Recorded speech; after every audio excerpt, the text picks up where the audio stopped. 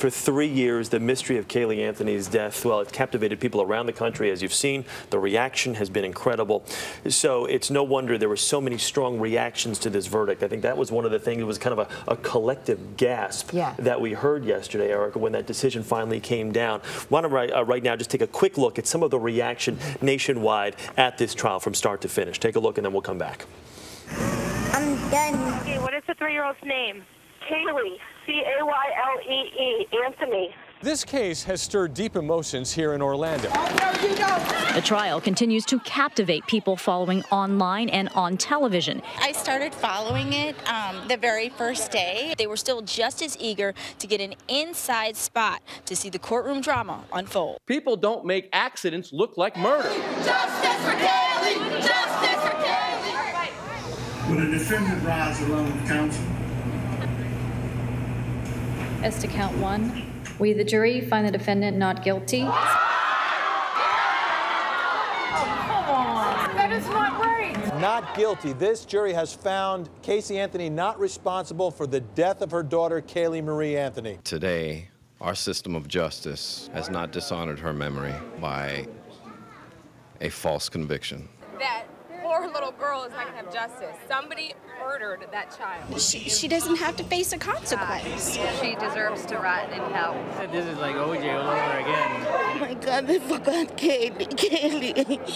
Legal analysts believe that it really came down to reasonable doubt. We're disappointed with the verdict today and surprised. They did not prove their case. It seemed like the state just didn't connect the dots on reasonable doubt. Almost certain that on Thursday this judge is going to release her. There's a God up in heaven that's bigger than that judge up there and that stupid jury. She can run, but she can't hide. God will get her. I mean, the emotion, the raw emotion which you saw there, which really has been with us for years at this point. I want to take a closer look at that angle of this. Vinnie Politan and Jennifer Barringer are still with us to talk about the reaction to the verdict. Vinnie, you were outside the courthouse. You've been there covering this.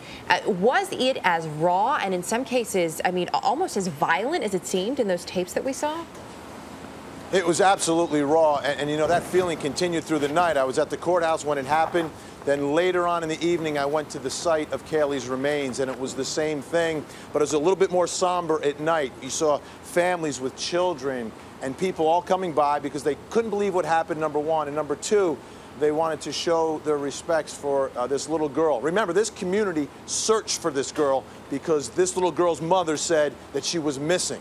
And that's where the investment began. It began with a lie, and yesterday it ended with this not guilty verdict. Jennifer, like we've seen in the piece, and like Vinnie has mentioned, there was public outrage, and this woman is reviled by millions of people. I mean, that's just kind of the way it is right now. There is still a little girl here who is dead, and that is what this is, the centerpiece of this entire thing. I guess the question is, where does this go now? Because there's still so many questions that remain. Well, I think for Casey, I mean, that's the big question. Where is she going to go? Where is she going to live? You know, the family dynamics are now completely in upheaval. I was thinking about that myself last night. I mean, this is a girl who doesn't have a car or a pair of shoes or anything.